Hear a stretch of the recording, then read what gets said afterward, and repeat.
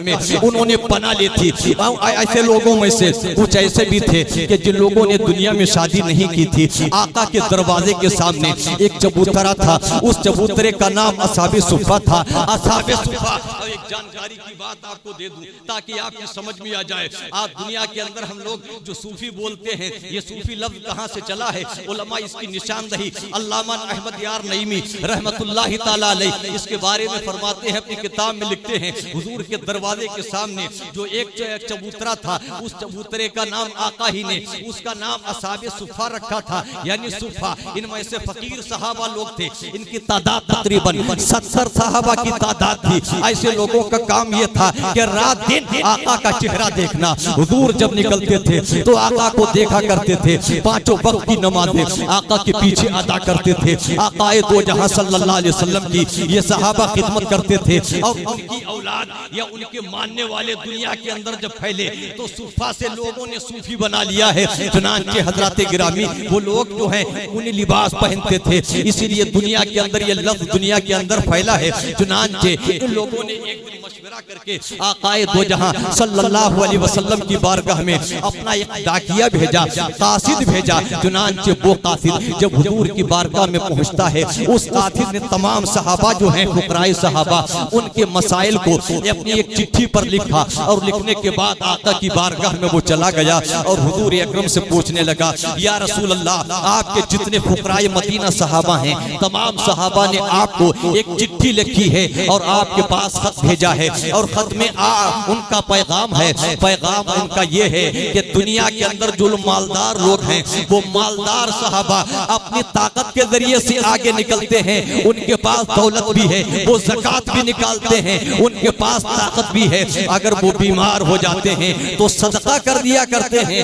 इसलिए आका ने फरमाया है कि सदका बुराइयों को, सदका बीमारियों को टाल देता है। लेकिन या रसूल अल्लाह, हमारे पास दौलत नहीं है, हमारे पास ताकत नहीं है, हम तो फकीर लोग हैं, हम तो माक माक के खाने वाले सहाबी हैं। या रसूल अल्लाह, तो जो लोग मालदार सहाबा हैं क़यामत के दिन उनकी तादाद ज्यादा होगी और क़यामत के दिन उन्हें जन्नतुल फिरदौस मिलेगी। हमारे पास ना ताकत है, हमारे पास ना दौलत है, हमारे पास ना असलहे हैं। या रसूल अल्लाह, तो क्या क़यामत के दिन हमारा मर्तबा कम हो जाएगा? आकाए दो जहां ने अपने उस सहाबी फकीर सहाबी को अपने सीने से लगाया और लगाने के बाद इरशाद फरमाया, ऐ मेरे सहाबी, तुम में और मालदार फकीरों मालदार सहाबा में 3 फर्क हैं।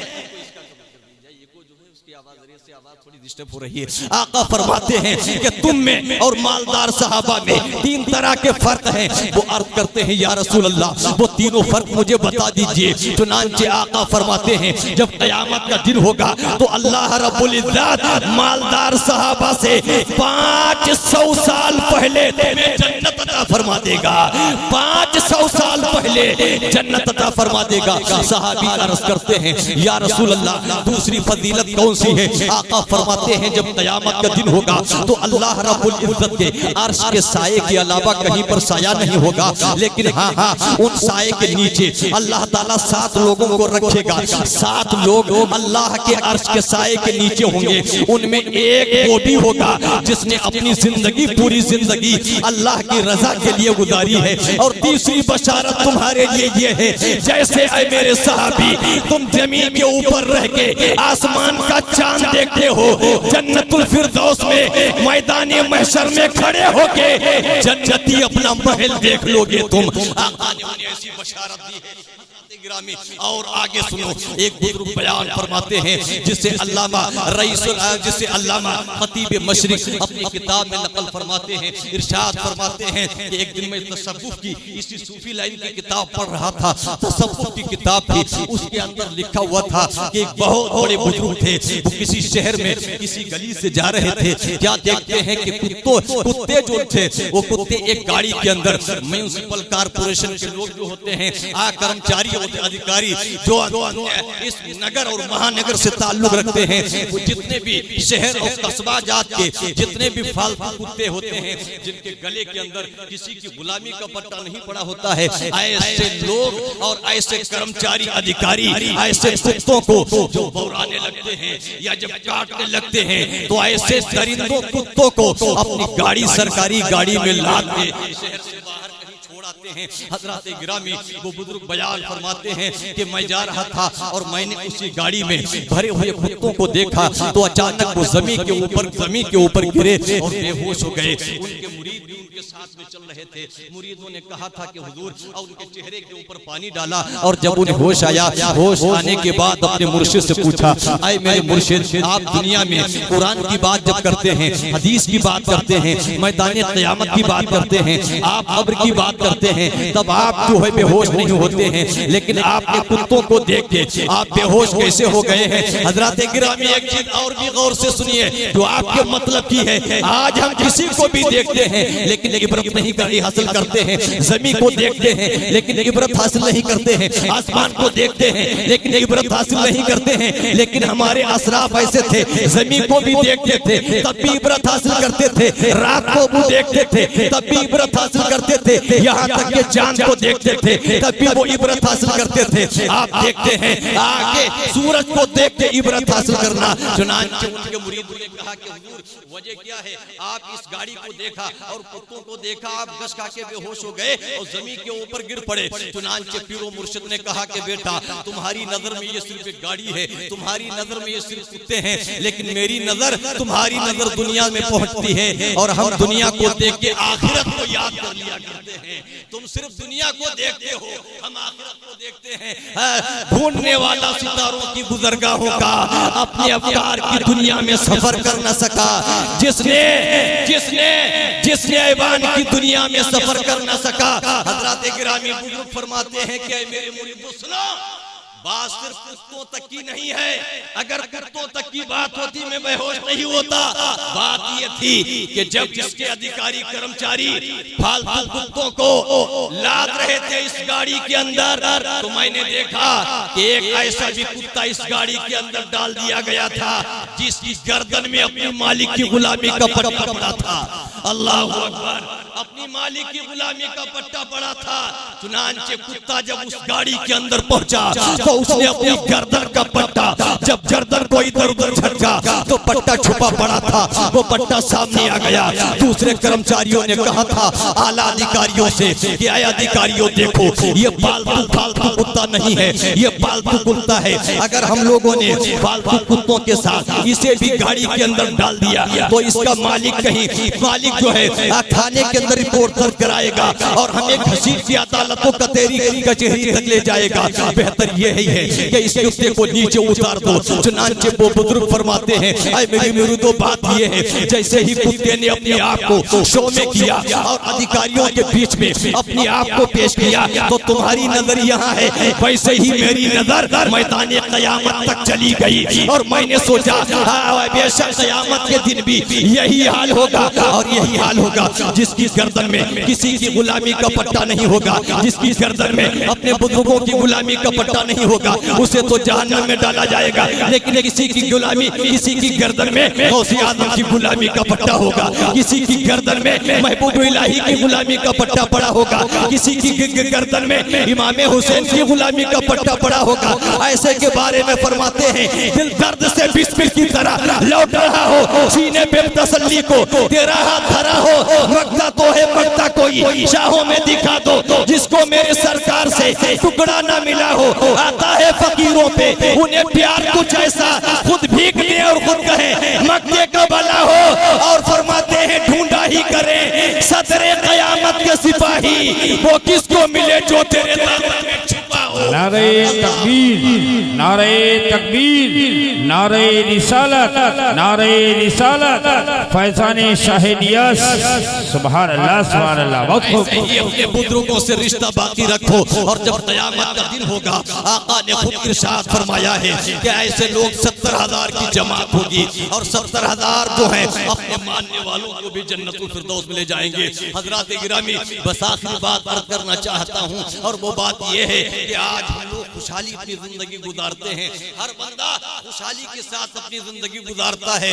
लेकिन कल के बारे में सोचो, जब आका का दौर था, जब सहाबा का दौर था, तो उन लोगों ने खुशहाली की जिंदगी नहीं गुजारी है, बल्कि हमने किताबों में हदीसों में पढ़ा है हजरत सैयदा आयशा सिद्दीका रज़ियल्लाहु तबारक व तआला अन्हा के बारे में कि जब उनसे किसी ने पूछा था, आए माँ बताइए हमारे नबी ने दुनिया में कैसी जिंदगी गुजारी है, सरकार का कैरेक्टर कैसा था, सरकार का किरदार कैसा था, आका का खान पान कैसा था, तो जनाब सैयदा आयशा चीखने लगी और रोने लगी। कहा तुम आका के खान पान की बात करते हो, मेरे महबूब सरकार लेके दस्तरख्वान पर पूरी जिंदगी कभी दो सब्जियां एक जा जमा नहीं हुई है, दो सब्जियां हुजूर के दस्तरख्वान पर कभी एक जा जमा नहीं हुई है। सरकार ने अपनी ऐसी जिंदगी गुजारी है। और उलमा बयान फरमाते हैं कि सबसे पहली दुनिया में कोई बिदात अगर फैली है, इमाम गज़ाली फरमाते हैं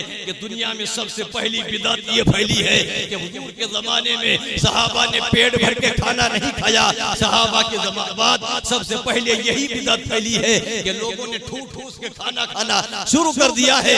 आओ फुकराए मदीना की बातें करो, तो मैं आपको बताना चाहता हूँ कि फरमाती है सैयदा आयशा, जब आका का विशाल हुआ था तो सरकारे दो आलम के विशाल से 3 दिन पहले हुजूर के घर में चूल्हा नहीं जला था, लेकिन उन लोगों ने अपनी ऐसी जिंदगी गुजार के मजहब इस्लाम के ऊपर ऐसा एहसान कर दिया, ऐसा एहसान कर दिया कि एक अरब आदमी का बोलबाला कर दिया, खाक के जर्रों को हम दोषे सुरैया कर दिया, खुद न थे जो राह पे और उनके हामी बन गए, क्या नजर थी जिसने मुर्दों को मसीहा कर दिया। आओ सैयदना अबू हुरैरा रज़ियल्लाहु तबारक व तआला अन्हु ये खुद बयान फरमाते हैं, मुत्तफ़िक़ अलैहि हदीस है, बुखारी शरीफ में भी हदीस है, मुस्लिम शरीफ में भी हदीस है। फरमाते हैं कि मैं हुजूर के दरे दौलत के सामने असहाबे सिप्पा जिसे बोलते हैं, वहां पर अपनी जिंदगी के शब रोज गुजार रहा था। हमें 3 दिन हो गए थे, न कहीं पर पानी मिला था, न कहीं हमें दाना मिला था, न हमने खाना खाया था। 3 दिन गुजर गए हैं, कुछ खाया पिया नहीं है। और जब भूख से बिल्कुल निडान होने लगे, आज हम जब रमजान हमारे सामने आने वाले हैं बिल्कुल करीब, बहुत से लोग कहते हैं हमें प्यास बहुत लग जाती है, बहुत से लोग कहते हैं कि हम रोजा रख ही नहीं पाते हैं, बहुत से लोग कहते हैं कि हम काम धंधे में मशगूल हो जाते हैं, बहुत से लोग ये कहते हैं कि साहब बड़े दिन होते हैं, 14-15 घंटे का दिन होता है, इसलिए हम रोजा रख ही नहीं पाते हैं। वाह भाई मुसलमान वाह, इसीलिए तुम्हारे ऊपर दुनिया में ये परेशानी आ रही है, इसीलिए हम दुनिया में जलील हो रहे हैं। अरे जो कौम अल्लाह की इबादत का जिसे शौक नहीं मिलता है, अल्लाह तबारक व तआला उसकी तकदीर में जिल्लत लिख देता है। क्या बात, गलत बात कर रहा हूँ जो आप इस तरह खामोशी के साथ मुझे देख रहे हैं? घोर घोर के देखने का मतलब क्या यही है? हाँ थोड़ा बोलो सुभान अल्लाह बोलो। अच्छी बात कर रहा हूँ, आपके मतलब की बात कर रहा हूँ, घोर के ना देखूं वरना नजर लग जाएगी मुझे। एक तो मौसम अच्छा नहीं है, मुझे जाना है भी घर भी जाना है। चुनांचे मैं अर्ज ये कर रहा था कि आज हम जिल्लत की जिंदगी इसीलिए गुजारते हैं, तादाद हमारी कम नहीं है दुनिया में, माशाअल्लाह हम हमारी बहुत बड़ी तादाद है, लेकिन हमारे अमाल अच्छे नहीं है। हम देखते हैं आज 2-3% भी नमाजी दुनिया के अंदर नहीं है। 2-3% अगर जिस गाँव के अंदर एक मस्जिद है और 1000 आबादी है तो बमुश्किल वहाँ 10-5 नमाजी मिलते हैं। अगर वहाँ पर 10, 20, 50, 150 लोग ही वहाँ रोजेदार मिलते हैं। हालांकि मैं किसी के ऊपर शक भी नहीं करता हूँ कि कोई मुसलमान रोजा नहीं रखता है, माशाअल्लाह आप रखते होंगे, सब लोग रखते हैं, 5 वक्त की नमाज पढ़ते हैं, शक की नजर से नहीं देखता हूँ। लेकिन जब मस्जिदों के अंदर देखता हूँ वही भेद खुलता है कि कौन आदमी नमाजी है। याद रखो फारूक आजम ने जब रोम के ऊपर हमला किया था और रोम के ऊपर इस्लामी परचम लहराया था, तो आपके जिस्म के ऊपर पुराना लिबास था, गौर से सुनिएगा, पुराना लिबास था आपके जिस्म के ऊपर। आपके मुरीदों ने कहा था कि हुजूर आप अमीरुल मोमिनीन हैं और यहाँ की रियाया, यहाँ की पब्लिक अगर आपको इस पुराने लिबास में देखेगी तो ये समझेगी मुसलमानों का अमीर इसके वजूद के ऊपर ये पुराना और मैला लिबास है। हुजूर शाही लिबास पहन के ईरान और रोम की धरती के ऊपर कदम ले जाइएगा। फारूक आजम ने अपने मुरीदों के बीच में कहा था, मेरी मुरीदों बात तो तुम सही कह रहे हो कि यहाँ पर मैं लिबास नया पहन लूं, लेकिन सुनो तुम ये सोचते होगे नए लिबास के जरिए से मुझे इज्जत मिलेगी, खुदा की कसम मेरे नबी ने मदीना तैयबा में मुझे इतनी इज्जत दे दी है, इतनी इज्जत दे दी है। अब रूम की इज्जत की मुझे कोई जरूरत नहीं है। जिसके पास कलीमा वाली इज्जत है उसके पास दुनिया की हर इज्जत है। तुम्हारे पास कलीमे वाली इज्जत है, और जिसके पास कलीमा नहीं है, जिसके पास दाढ़ी नहीं है, जिसके पास टोपी नहीं है, जिसके पास नमाज नहीं है, उसके पास कोई भी इज्जत नहीं है। हजरत गिरामी अर्ज़ ये कर रहा था, हजरत अबू हुरैरा रज़ियल्लाहु तबारक व तआला अन्हु 3 दिन गुजर गए, कुछ खाया पिया नहीं। सोचते थे कि अगर मैं किसी के सामने भीख भी नहीं मांग सकता हूँ, इसलिए कि हुजूर का सहाबी हूँ, और हुजूर के सहाबी जो हैं उनके अंदर इतनी गैरत होती थी कि वो किसी के सामने हाथ नहीं फैलाते थे, किसी के सामने हाथ नहीं फैलाते थे। सहाबा की ये शान हुआ करती थी। लेकिन दिल के अंदर उन्होंने सोचा कि इस्लाम में कुछ ऐसे मसले भी होते हैं कि हाथ भी ना फैलाना पड़े और कुछ खाने पीने का मकसद भी हल हो जाए। उन्होंने फरमाते हैं, बुखारी शरीफ में हदीस के अल्फाज हैं जिसका मफहूम ये है, वो फरमाते हैं कि मैंने सोचा असहाबे सुफ़ा यहाँ से उठूं और उठने के बाद मदीना की किसी गली में टहलूंगा, मदीना की किसी गली में टहलूंगा, और जब टहलूंगा तो हुजूर का कोई सहाबी जरूर मिलेगा, और जब कोई सहाबी मिलेगा मैं उनसे सलाम करूंगा, और जब सलाम करूंगा तो मेरी तरफ वो देखेंगे, और जब मेरी तरफ देखेंगे तो मेरे चेहरे की तरफ देखेंगे, और जब चेहरे की तरफ देखेंगे मेरे हुलिये को देख के वो मुझसे जरूर पूछेंगे कि ऐ अबू हुरैरा, तुम्हारे चेहरे पर यह हशाश और बशाशियत नहीं है, मकनतीसी नहीं है, तुम्हारे चेहरे के ऊपर ये जो है कमजोरी के आसार क्यों जाहिर हो रहे हैं? तो मैं बता दूंगा कि 3 दिन से कुछ खाया पिया नहीं है, इसलिए कमजोरी आ गई। जरा देखिए सहाबा के अकीदे कैसे होते थे, वो कितने गैरतमंद होते थे। वो फरमाते हैं कि मैंने दिल के अंदर ये सोचा था कि अगर कोई पूछेगा तुम्हारे चेहरे पर कमजोरी के आसार कैसे, तब बताऊंगा कि मैंने 3 दिन से खाया पिया नहीं है। अल्लाह अकबर फरमाते हैं, मैं निकला बाहर और मदीना तैयबा की गलियों में टहलने लगा, मदीना तैयबा की गलियों में टहलने लगा। सबसे पहले जो शख्स मेरी नजरों के सामने उधर से आए तो क्या देखते हैं कि उधर से अबू बकर सिद्दीक चले आ रहे थे। सुभान अल्लाह, बोलो थोड़ा सुभान अल्लाह। थक गए हो क्या? आपसे ज्यादा मैं कुछ मुतवातिर तकरीरें करता रहता हूँ, इसलिए थकाई मेरे ऊपर भी आ गई है। चुनांचे वो फरमाते हैं, उधर से मैंने देखा कि हजरत अबू बकर सिद्दीक उधर से चले आ रहे हैं, वो भी धीरे धीरे। और जब वो करीब आए तो सहाबा का दस्तूर ये था, कोई मुसलमान अगर मिलता था तो सबसे पहले वो कहा करते थे अस्सलामु अलैकुम व रहमतुल्लाह। हम भी बोलते हैं अगर कोई मुसलमान हमारे सामने आता है तो हम भी बोलते हैं अस्सलामु अलैकुम।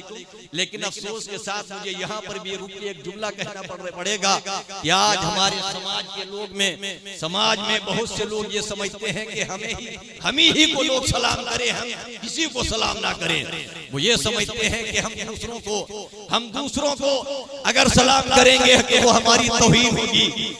वो ये समझते हैं कि हम दूसरों को सलाम करेंगे तो हमारी किस्मत में जिल्लत मिलेगी। सुनो, नहीं, बल्कि आका फरमाते हैं जिसने सलाम किया उसे 90 नेकियां मिलेगी, और जो जवाब देगा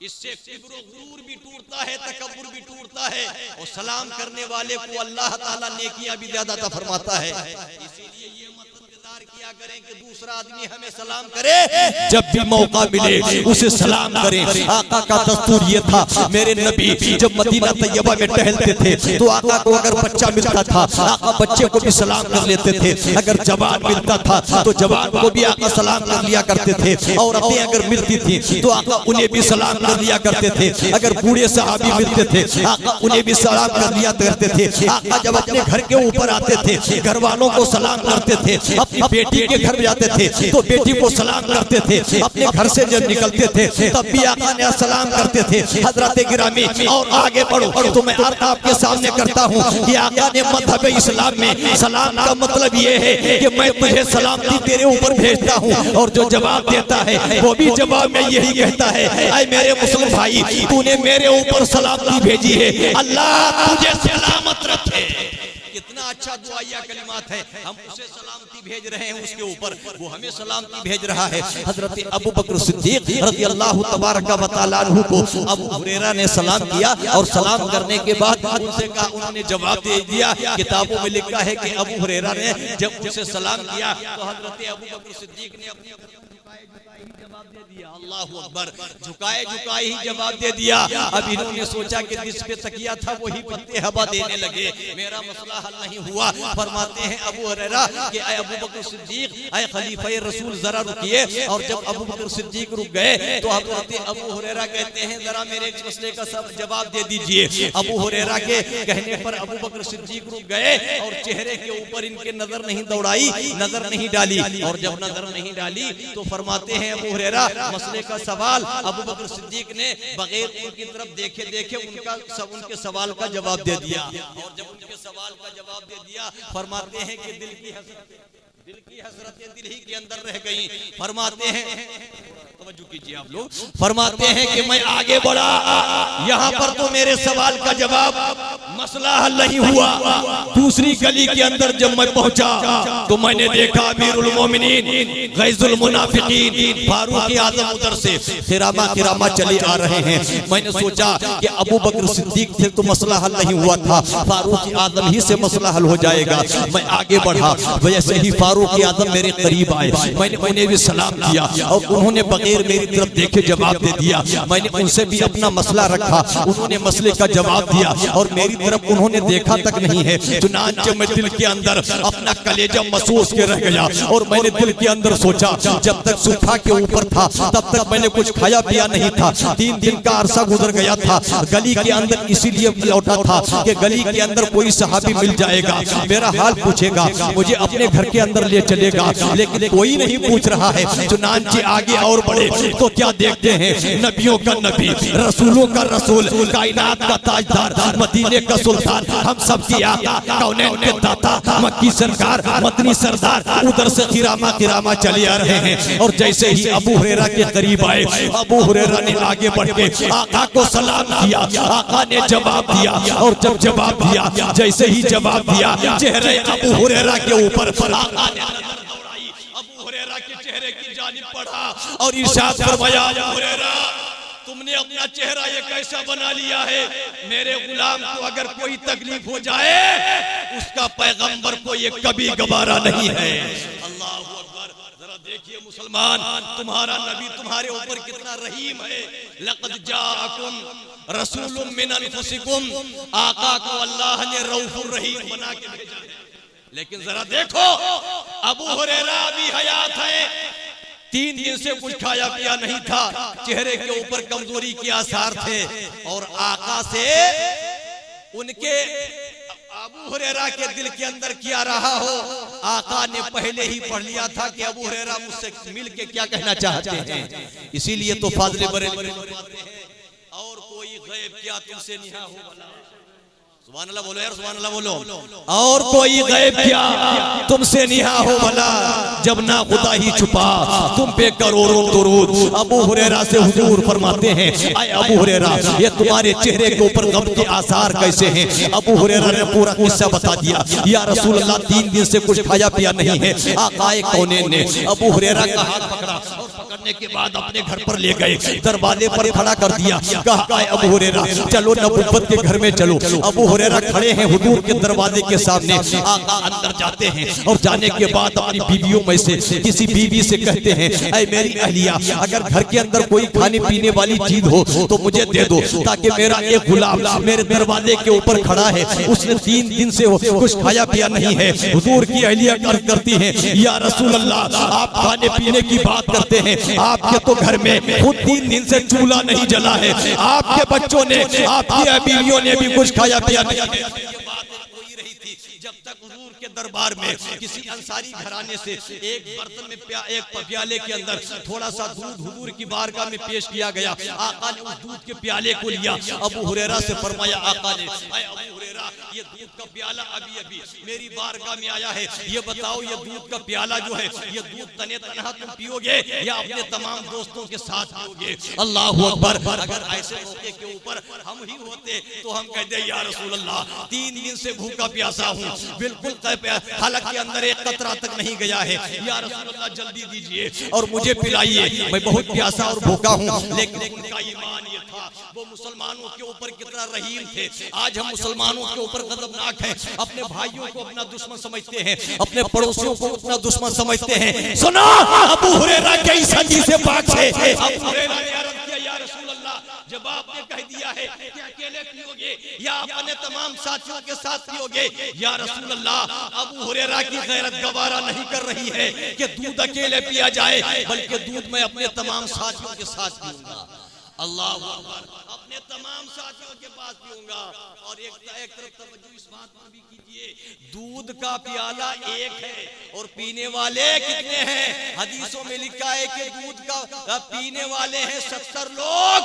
और उनका अकीदा ये भी था कि हुजूर के हाथ में जो चीज लग गई, हुजूर के हाथ में जो चीज लग गई उसमें अल्लाह ने इतनी बरकत दे दी कि जमीन तो कम पड़ सकती है लेकिन मेरे आका की चादर कभी कम नहीं पड़ सकती है। और अगर यकीन ना आए तो भारत की तारीख पढ़ लो। भारत की तारीख ये कहती है कि नबी तो नबी है, नबी के बेटे ने गरीब नवाब ने अपने एक छोटे से प्याले के अंदर जब अन्ना सागर का पूरा पानी डाल सकते हैं तो मेरा नबी अपने एक प्याले से पूरी दुनिया को भी सैराब कर सकता है। आकाए दो जहां ने अबू हुरैरा के हाथ में वो दूध का प्याला पकड़ाया और पकड़ाने के बाद सुफ़ा साहब सुफ़ा के करीब लाए। आका ने फरमाया अबू हुरैरा ये बताओ, और उस जमाने का दस्तूर था, जमाने का दस्तूर ये था कि लोग लाइन दर लाइन बैठ जाते थे। इधर से शुरुआत होती थी, दाएं जाने से शुरुआत होती थी, जो